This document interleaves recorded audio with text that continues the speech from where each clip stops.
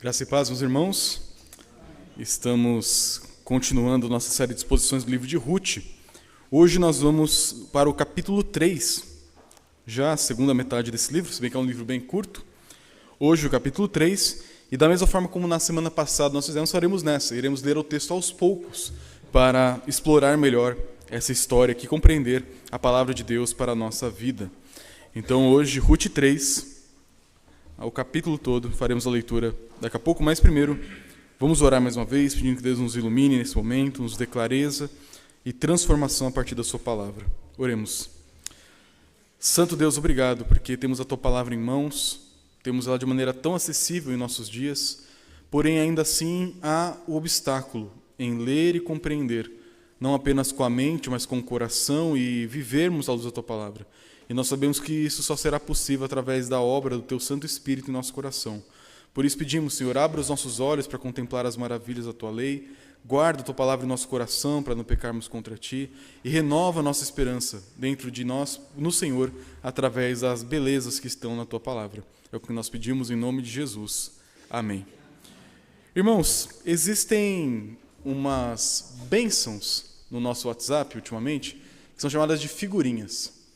Eu não sei você, mas eu adoro figurinha de WhatsApp. Eu cheguei a uma época que eu tinha um outro celular antes, que eu tinha uma coleção de figurinhas e figurinhas assim, que a pessoa escrevia, eu falava assim, calma, deixa eu procurar aqui uma figurinha exatamente para isso. E eu achava lá e fazia figurinha, usava figurinha torto direito. Roubaram meu celular, consegui outro, diminuiu meu estoque de figurinhas, hoje sou um pouco mais seletivo nas que eu tenho. E uma figurinha que eu costumava dar risada quando eu vi, eu sei que é errado, tá? Eu sei que é errado essa figurinha. Mas eu admito, toda vez que eu vejo, eu dou risada. Que é uma figurinha que é uma mão com uma pistola engatilhando assim, escrito, não dá para esperar que Deus faça tudo sozinho. Eu sei que é errado. Mas eu dava risada. Porque mostra muito do meu coração e talvez do nosso coração. Que é um coração impaciente.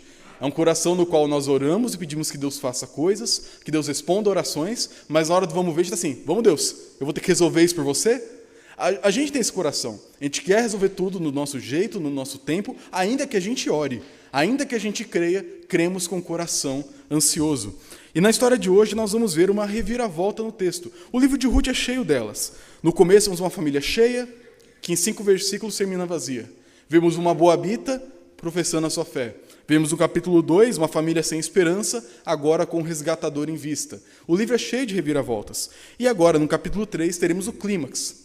A tensão está só subindo nessa história e nós vamos ver como que esses personagens vão lidar com essa tensão de confiar em Deus e fazer alguma coisa. Onde que a gente consegue entender a soberania de Deus e a responsabilidade humana dentro dessa história. E aqui nós temos 3 cenas principais, vamos olhar cada uma delas por partes aqui. A primeira delas, no versículo 1 a 5, nós encontramos o plano de Noemi. Porque é importante que você entenda, recapitulando brevemente a história. Tínhamos aquela família, da qual sobrou apenas a Noemi, junto da sua nora Ruth. A Ruth era viúva, assim como a sua sogra Noemi. E naquela época, o contexto funcionava assim. Se você tinha terras que pertenciam à sua família, aquela terra seria herdada pelo filho homem. Normalmente, o mais velho, o filho primogênito. Então, se um pai e uma mãe tivessem um filho, esse um filho, na morte do pai, assumiria toda a herança. Tendo 2 filhos, o filho mais velho assumiria a principal parte daquela herança. O problema é que nessa família não tinha nem o pai e nem o filho. Ficaram apenas as mulheres. E nesse caso, a herança ficaria como que em suspenso. E naquela época não tinha INSS, previdência privada, não tinha nada disso. Então, sem terra, sem sustento, você não tem o que fazer da vida, você tem que virar um mendigo. Então, mesmo que Noemi fosse casado com Elimeleque, que tinha terras, ela não tinha direito de acessá-las sem um descendente. O Malom, filho de Noemi, possivelmente o marido de Ruth, tinha suas terras, mas, por estar morto, não podia agora garantir essas terras para o cuidado da sua esposa falecida, da sua esposa, que ficou agora sem ele, a Ruth.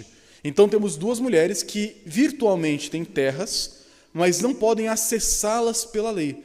Precisam ter agora um vínculo. E para resolver isso, nós vimos na leitura anterior, no versículo do capítulo 2, versículo 20, o seguinte, lá no final do versículo, Noemi dizendo, e Noemi acrescentou, esse homem, falando do Boaz, é nosso parente chegado e um dos nossos resgatadores. E eu disse que hoje falaremos um pouco mais sobre isso. Essas mulheres, nessa situação de não ter acesso à sua herança, agora poderiam ter acesso a ela através de um resgate. E esse era um dispositivo que o próprio Deus tinha criado lá na lei, lá em Levítico, que aqui eu vou apenas resumir, que é a lei do levirato. A lei do levirato vem da palavra levir, do latim, significa cunhado. Então, é a lei do cunhado. O que significa isso? Que na morte do marido, o cunhado deveria se casar com a viúva para que o primeiro filho deste casamento fosse não filho do irmão, do cunhado, mas filho do falecido pela lei. Então, eu tenho um irmão. Claro que hoje em dia nós dois somos casados, não funcionaria essa lei, né? Mas se eu, por exemplo, morresse e o meu irmão não fosse casado, naquela época, naquele contexto, meu irmão casaria com a Maísa e o primeiro filho desse casamento seria meu filho pela lei. Ele herdaria a minha herança e aí o segundo, terceiro filho, aí é problema dele. Mas o primeiro filho seria esse resgatador, ele seria essa âncora que puxaria de volta toda a herança que foi perdida com a morte do pai, do patriarca da família. E essa lei do levirato, ela estava em vista aqui por Noemi. A Noemi conhecia alguma coisa dessa lei. O restante da Bíblia ela praticamente não lembrava, mas disso ela lembrou, porque era tudo que ela precisava naquele momento. E então, na hora que ela percebe que Boaz é um dos possíveis resgatadores da família, ela agora vai bolar um plano. E o capítulo 3, versículos 1 a 5, vai mostrar qual é o plano de Noemi. Noemi, a sogra de Ruth, disse: minha filha, não é verdade que eu devo procurar um lar para você, para que você seja feliz? E esse Boaz, na companhia de cujas servas você esteve, não é um de nossos parentes? Eis que esta noite ele estará limpando cevada na eira. Então ela vai agora mostrar para Ruth: Ruth, é o seguinte, sou sua sogra, não sou? Sim. Eu tenho que desejar o melhor para você, não é mesmo? Sim. Na nossa cultura, eu que arranjaria um casamento para você, não é mesmo? Sim, sogra. Onde você quer chegar? Sabe o Boaz? Então, hoje é um dia estratégico. Hoje é o dia da colheita, no final da colheita, agora do limpar da cevada. A gente viu desde o capítulo 2 que passaram-se aqui cerca de uns 2 meses, em que eles já estavam colhendo por 2 meses a cevada e outros grãos. E o que eles faziam? Colhiam tudo e guardavam, para depois, uma data específica, na final da colheita, fazer a limpeza de tudo aquilo, dava uma trabalheira bizarra fazer aquela limpeza de tanto grão, para depois de tudo aquilo guardar no seu estoque todo o mantimento daquela colheita. Não fazia sentido ir fazendo aos poucos, que fazer aos poucos era Ruth que precisava comer. Mas o Boaz ia juntar tudo para então fazer essa limpeza. E não era apenas um dia de muito trabalho, mas de muita festa, porque era um dia de celebração diante de Deus, de tudo que Deus tinha dado através daquela colheita. Então a Noemi ela começa a ligar os pontos na sua cabeça e ela bola esse plano maravilhoso na visão dela. Então, qual que é o plano de Noemi? Versículo 3. Lave-se, ponha perfume, vista a sua melhor roupa e vá à eira. Mas não deixe que ele perceba que você está ali, até que tenha acabado de comer e beber.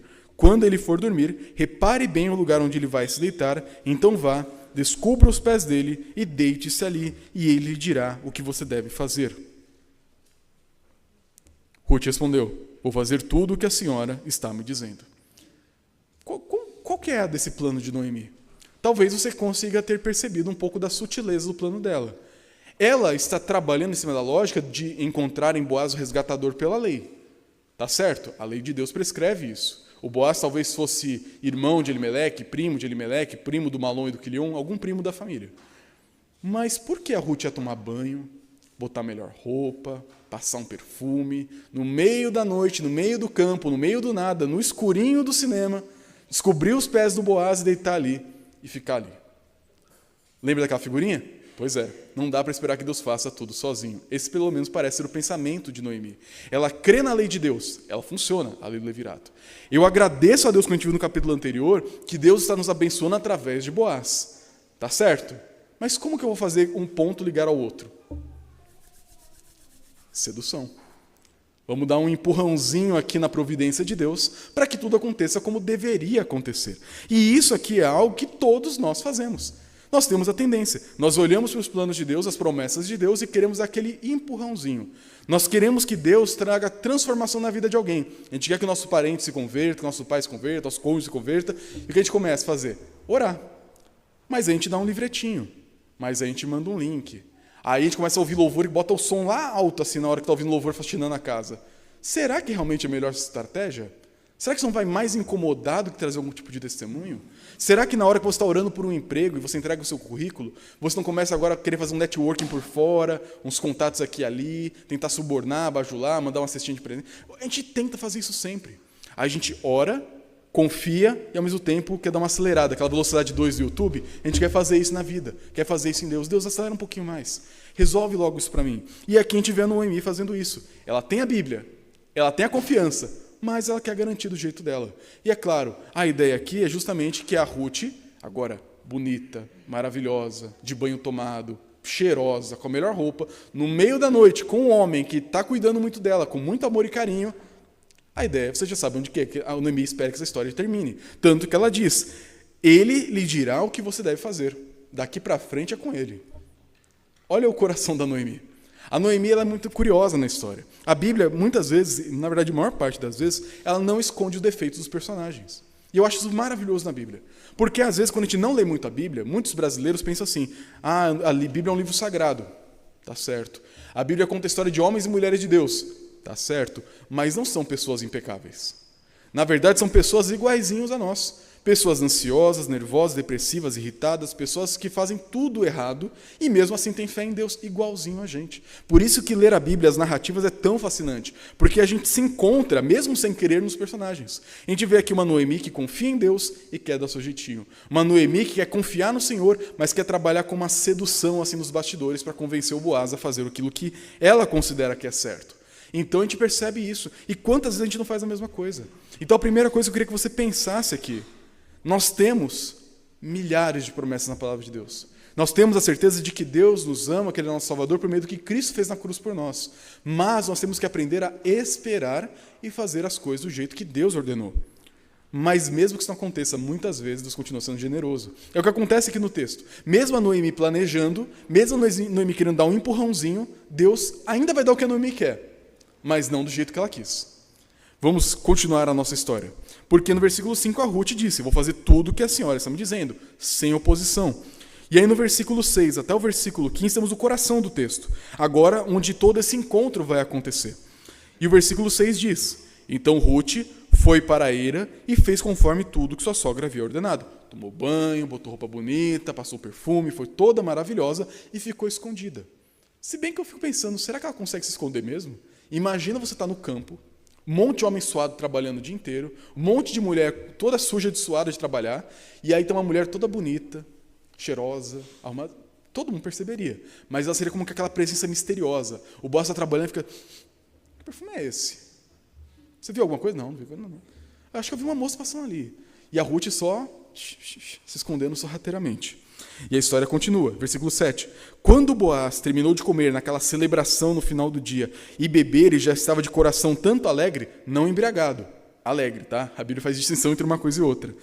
Ele foi então deitar-se ao pé de um monte de cereais. E aqui é uma postura completamente razoável. Não é que o Boaz estava bêbado e caiu numa pilha de grãos, mas que ele festejou, comeu, bebeu e com o coração alegre pela colheita que Deus deu, pela bebida que ele tomou. Ele vê aquele monte de cereais e ele vai se deitar ali como que vigiando. Porque naquela época também tinha muito ladrão. Então ele deita ali no monte de cereais como que para vigiar, só que, apagou. E aí a história acontece. Final do versículo 7 diz, então Ruth chegou de mansinho, descobriu os pés dele, e é pé mesmo, não é outra coisa, e se deitou. Não no pé dele, mas deixou ele sentir frio para acordar, no meio da noite. E a Ruth ali deitada lá. O que acontece? Versículo 8. Aconteceu que no meio da noite, no meio do escuro, sem ninguém ver, o homem se assustou e sentou-se, e eis que uma mulher estava deitada a seus pés. E o Boaz pergunta, quem é você? Imagina o susto. E a Ruth responde, sou Ruth, a sua serva. Estenda a sua capa sobre esta tua serva, porque o Senhor é um resgatador. Olha, qual que é o contexto de Ruth? Livro dos Juízes. Ninguém está nem aí para a lei de Deus. E a Ruth vai, toda bonitinha, cheirosinha, no meio do campo, no meio da noite, no pé de um homem alegre de festa, de vinho e da bênção de Deus. E na hora que ele toma um susto e pergunta, quem é você? E vê aquela mulher no meio da noite, quem que fala? Sou Ruth, sua serva. Se não fosse crente, você sabe muito bem como essa história terminaria. Mas olhe o caráter do Boaz. Boaz respondeu, que você seja bendita do Senhor, minha filha. Você se mostrou mais bondosa agora do que no passado, pois não foi procurar um homem mais jovem, fosse rico ou fosse pobre. E agora, minha filha, não tenha medo. tudo que você falou eu vou fazer, porque todo o povo da cidade sabe que você é uma mulher virtuosa. Só até aqui por enquanto. Que reação! Quando você esperaria que um homem, numa circunstância como essa, faria isso com uma mulher em vulnerabilidade? Ele acorda no meio da noite, vê uma mulher que ele já conhecia há um tempo, bonita, cheirosa, arrumada, e a primeira reação dele é abençoar. Isso mostra o caráter de Boaz. E o caráter dele não é uma questão trivial no texto, porque nós já começamos a conhecer o caráter de Boaz no texto anterior. Na passagem anterior do capítulo 2, o que o Boaz fez? Assim que ele viu a Ruth, ele perguntou, de quem é essa mulher? Quem é o marido dela? Quem que cuida dessa mulher? Porque ela está numa situação de vulnerabilidade. Ele se preocupa com ela. Assim que ele sabe da sua história, ele fala, minha filha, fique despreocupada. Eu vou proteger você, sustentar você e dar um lugar seguro para você trabalhar. E sempre que você quiser beber água, pode beber. No final do dia, depois de muito trabalhar, senta aqui na mesa e come comigo. Leva a comida para casa. E ele ainda falou, olha, servos, deixem cair mais e mais grãos para ela encher o seu saco de grãos com aquilo que vocês deixarem. O Boaz é um homem generoso, é um homem protetor, é um homem cuidadoso e um homem que teme a Deus. E cumpre a lei de Deus. Agora, no meio da noite, o que ele faz? Honra a Deus contra as expectativas. Contra as expectativas, possivelmente até da própria Noemi. A Noemi queria acelerar logo o jogo, mas o que o Boaz faz? Contrapõe a vontade carnal de Noemi e mostra um caráter que espera. Porque a fala de Ruth ela é muito interessante. Ela disse lá no versículo 9, sou Ruth, sua serva, estenda a sua capa sobre a sua serva. E aqui capa é uma tradução possível. Só que é a mesma expressão lá do versículo 12 do capítulo anterior, quando Boaz disse que você receba uma grande recompensa do Senhor, Deus de Israel, sob cujas asas. A tradução literal do versículo 9 aqui do nosso texto seria, sou Ruth, sua serva, estenda a sua asa sobre mim. Só que a gente não entenderia o que ele quer dizer com asa. Mas a ideia é que é um jogo de palavras. É como se ele fizesse assim, me coloca aqui, do lado do seu peito, me cobre com a sua capa, me abraça, casa comigo, essa é a ideia. Me cubra debaixo da sua família, debaixo de uma aliança. Ela está pedindo o Boaz em casamento, e nem era feminista. Uma mulher pedindo um homem em casamento há mais de 3.000 anos atrás. E além disso, ela usa uma palavra que é muito específica. Quando ela fala debaixo da sua asa, ela está remetendo à fala de Boaz, a bênção que ele disse a ela. Boaz disse, você veio buscar abrigo debaixo das asas do Deus de Israel, e você vai encontrar abrigo. E agora Ruth fala, Boaz, você é a asa do Deus de Israel, é aí que eu quero me esconder. A Ruth ela olha em Boaz, não apenas um homem que faz o bem, mas um próprio representante de Deus, um agente de Deus por conta da sua fidelidade. Ela entende que Boaz quer que ela seja abençoada debaixo das asas de Deus, ela quer que essa asa seja o próprio Boaz. Boaz, você tem condições de cuidar de mim? Você tem condições de proteger a minha família? De ser a resposta das minhas orações e da bênção que você proferiu sobre mim, me colocando debaixo das asas de Deus, debaixo das suas asas? Faça isso nesse momento. Casa comigo, resgata a minha família, cuida da Noemi, cuida de mim. Ela não está apenas fazendo um pedido de casamento trivial. Ela está pedindo que o Boaz seja um agente de Deus na vida dela, um homem de Deus que vai transformar a sua existência. E o Boaz está comprometido a isso. A gente leu, eu vou fazer tudo o que você falou, porque todo o povo da cidade sabe que você é uma mulher virtuosa. O Boaz conhecia muito bem o caráter de Ruth. Então aquele plano carnal de Noemi, que podia ter terminado muito mal, ele é contraposto por duas posturas. A postura de Ruth, uma mulher honrada e virtuosa, e a postura de Boaz, um homem piedoso e dedicado. E isso é algo importante nós entendermos. Às vezes a gente é colocado em planos como a Noemi colocou a Ruth também aqui. Às vezes nossos pais querem nos colocar em situações, nosso chefe querendo nos colocar em situações, a vida tenta nos colocar em situações, mas a Ruth e o Boaz não submeteram elas de maneira pecaminosa. O texto diz aqui, você é uma mulher virtuosa. Por que Ruth é uma mulher virtuosa? Porque ela trabalhava para cuidar da sua família. Ela abria mão dos seus direitos para proteger quem era mais fraco, a sua sogra. Ela lutava por uma mulher que a desprezava no começo da história, que não tratava ela bem, que nem considerava ela filha, mas agora chama de minha filha. A Ruth é uma mulher de valor. E algo curioso, na Bíblia hebraica, que tem o mesmo conteúdo que a nossa, só que a ordem dos livros é diferente, o livro de Provérbios vem antes do livro de Ruth. E como termina o livro de Provérbios, no capítulo 31, mulher virtuosa, quem a achará? E no arranjo dos livros, quem acha? O Boaz. E o Gunther, eu achei também. Tem alguns que acharam mulheres virtuosas por aí. Mas o Boaz encontrou uma mulher virtuosa. Uma mulher que, assim como a mulher de Provérbios 31, era trabalhadora, honrada, dedicada, de caráter, zelosa e que temia Deus acima de tudo e que trazia grande ganho para o seu marido. Não apenas financeiro, porque ela podia agregar no trabalho, mas uma mulher que honrava a Deus com tudo aquilo que ela tinha, de tal maneira que as bênçãos transbordavam na vida da sua família, nos seus filhos, no seu marido. Então Boaz olha para essa mulher e fala: você é maravilhosa, você é uma mulher virtuosa. E virtuosa significa uma mulher guerreira, uma mulher cheia de capacidades e condições. Você é esse tipo de mulher. E o Boaz, por outro lado, ele não é de se jogar fora, não. Porque ele diz aqui: você poderia ter procurado qualquer pessoa da sua idade. Porque a Ruth aqui talvez tivesse seus 20, 25 anos de idade, e o Boaz tivesse idade quase para ser pai dela, 40 anos de idade, provavelmente. E ele fala: você podia procurar qualquer um homem aí para começar uma vida, mas você veio atrás de mim, porque você se preocupa com a lei. Uma lei que não vai te beneficiar somente, mas beneficiar a sua sogra, cuidar da sua família. Ruth, o seu caráter não mudou. O Boaz vê na Ruth esse caráter. E a Ruth vê no Boaz esse caráter. Um homem que é quase que o próprio Deus encarnado naquele lugar. Um homem, onde poderia fazer mal, fez bem. Onde poderia abusar, protegeu. Onde poderia tirar, doou. E o texto termina dizendo, no versículo 12, com um balde de água fria para todos nós: sim, é verdade que eu sou resgatador, mas ainda há outro resgatador que é parente mais chegado do que eu. Ixi. E o plano da Noemi? Como a gente faria, né? Quen. Já era o Boaz. Tem outro na frente dele na fila. E de novo, o Boaz podia só: larga isso para lá, vamos resolver isso aqui agora. Não. Ele quer seguir a lei, arrisca. Ainda que se coloque a condição dele em risco com relação a Ruth. Certamente ele gostava da Ruth. Certamente havia admiração. Mas ele não ia colocar a sua paixão por Ruth acima da lei de Deus. Tamanha a honra e fidelidade desse homem. Eu não sei quantos de nós teriam essa coragem de colocar os próprios desejos, paixões do coração abaixo da palavra de Deus para fazer tudo do jeito certo. E o Boaz está disposto a fazer isso. E a história continua. Tem outro resgatador, que é parente mais chegado do que eu, versículo 13: fique aqui essa noite. Pela manhã, se ele quiser resgatar você, muito bem, ele que o faça. Mas, se ele não quiser, eu o farei, tão certo como vive o Senhor. Deite-se aqui até de manhã. Ruth ficou deitada aos pés dele até de manhã, mas levantou-se enquanto ainda estava escuro, porque Boaz tinha dito: que ninguém saiba que uma mulher veio até a eira. Disse mais: traga o manto que você está usando e segure-o. E ela o segurou, e ele encheu com 6 medidas de cevada e o pôs sobre os ombros dela. Então ela voltou para a cidade. O Boaz, antes de voltar a dormir ali, depois de todo aquele dia trabalhoso, ele estava com muito sono, ele fala assim: Ruth, não vai embora agora. Porque se você sair agora no escuro, fica implícito a ideia, podem fazer mal para você no caminho. Uma mulher sozinha, no escuro, nas condições que você está, você será uma presa fácil para qualquer um dos trabalhadores aqui do campo. Fica aqui comigo. Mas não fique demais a ponto de ficar claro e alguém poder ver que você estava aqui, porque a sua honra importa.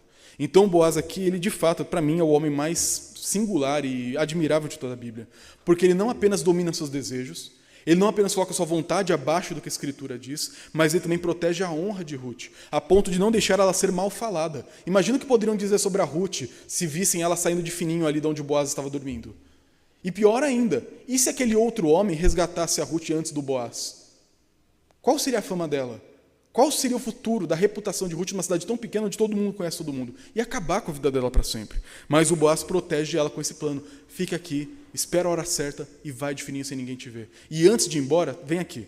E ele dá 6 medidas. A gente não sabe exatamente quantas seriam essas medidas. Parece que é bastante, né? Porque ela pega um pano assim, enche e leva a trouxinha para casa. Mas algo interessante que alguns comentaristas judeus falam do texto é: por que 6? É porque geraria aquela tensão de o 7. Porque para os judeus o número 7 é um número de perfeição, de uma ação divina, de uma coisa que vem do próprio Deus. E seria mais ou menos como se o Boaz dissesse: está aqui a 6ª medida. A 7ª, se Deus permitir, já vem. Espere, já vou resolver isso. E eu vou dar toda a provisão que você precisa. Eu vou completar tudo aquilo que você precisa receber, dando a 7ª medida na sua roupa.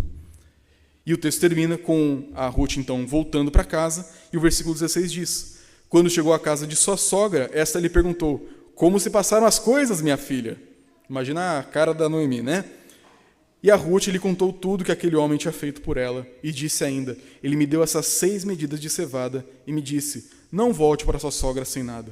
Então Noemi disse: espera, minha filha, até que você saiba em que darão as coisas, porque aquele homem não descansará enquanto não resolver este caso ainda hoje. E semana que vem terminaremos essa história.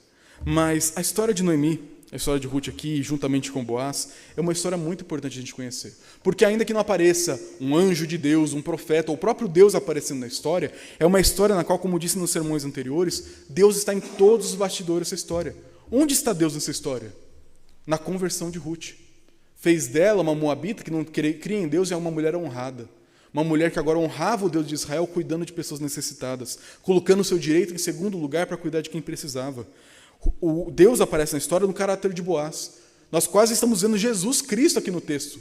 Tamanha honra de Boaz, cuidando do necessitado, protegendo quem precisa, respeitando a honra daquela mulher, dominando os seus desejos, colocando a palavra de Deus acima dos seus sonhos. Boaz coloca Deus em primeiro lugar em tudo, e isso faz toda a diferença na história.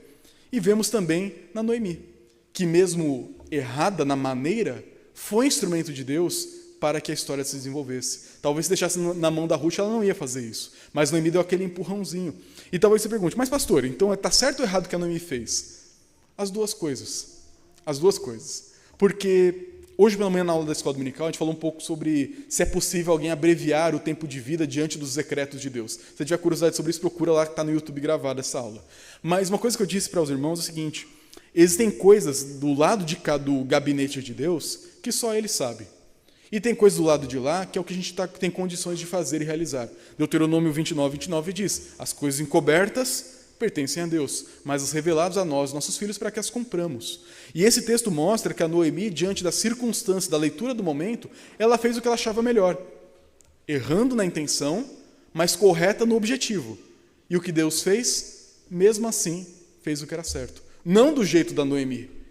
Como diria aquele ditado, Deus escreveu, neste caso, certo por linhas tortas. Ele pegou um plano torto e fez dele sair algo certo. Não fingindo que Noemi não errou. Não escondendo os planos de Noemi, mas mostrando uma graça que é superior à maldade da Noemi. Boaz e a Ruth frustraram a maneira de Noemi sonhar a realização, mas realizaram de uma maneira ainda melhor aquilo que a Noemi esperava. Então a Noemi fez algo certo? Sim, pela motivação errada, mas fez. Do jeito errado, mas fez. E Deus, na sua bondade, que é maior do que os erros de Noemi, dos nossos, fez a história se realizar. Por isso, meus irmãos, à luz dessa história aqui, nós podemos tirar algumas aplicações para nós. A primeira delas é sobre a questão da providência própria da Noemi, como eu estava dizendo aqui. Você não pode viver de uma maneira irresponsável pensando assim, no final de contas, Deus vai fazer a sua vontade. Vou fazer o que eu quiser mesmo, porque no final de contas é Deus que faz a sua vontade, é a vontade dele que prevalece, então tanto faz se eu faço certo ou errado. Deus vai escrever certo em linhas tortas. Não faça isso. A Noemi, nessa situação, qualquer pessoa podia dizer que a maneira como ela queria resolver era reprovável. E aquilo que ela faz é responsabilidade dela. Porém, o que eu quero dizer aqui é que nós não podemos esquecer que Deus é mais bondoso do que nós somos maldosos. Que Deus é mais santo do que o nosso jeitinho brasileiro de resolver as coisas. Então, fique tranquilo por um lado se você quer resolver as coisas do seu jeito. Elas vão se resolver, não necessariamente do seu jeito. Deus pode usar você fazendo coisas erradas para fazer uma coisa certa, a despeito de você e corrigindo você. Por isso, de certa forma, fique tranquilo. Faça o que você achar melhor. Deus sempre vai vencer essa conversa. Porém, no que cabe a você, faça como Boaz e Ruth. Viva de acordo com a lei. Não faça do seu jeitinho. Não tente acelerar o plano de Deus, ou dizer como aquela figurinha que eu disse no começo, não dá para esperar que Deus faça tudo sozinho. Deus pode fazer tudo sozinho, mas Ele muitas vezes quer fazer com você, através de você, enquanto você obedece e segue a lei dele. Por isso, em primeiro lugar, não use a ideia da providência, do cuidado, do controle de Deus como uma desculpa para ser leviano na postura. Se você for, Deus não vai se frustrar, Ele ainda assim cumpre o seu plano. Mas o que cabe a você, seja fiel à palavra. Como Noemi começou sendo, mas depois enviesou um pouco o seu plano. Em segundo lugar, perceba que pessoas que honram a Deus acima de tudo são instrumentos dele para mudar histórias. Nós vimos aqui uma Ruth que está disposta a obedecer a sua sogra e fazer o melhor para resgatar a família, mas ao mesmo tempo que não extrapola. Nós vemos aqui um Boaz que tem amor e paixão por Ruth, já a essa altura do texto, mas ele não extrapola. Um homem e uma mulher honrados, que querem, por meio da sua postura, mostrar o agir de Deus no mundo. A Ruth deixa isso bem claro quando ela diz, estende a sua asa sobre mim. Boaz, eu vejo em você a mão de Deus. Faça o que Deus faria. E Boaz fez o que Deus faria. Honrou e protegeu quem precisava.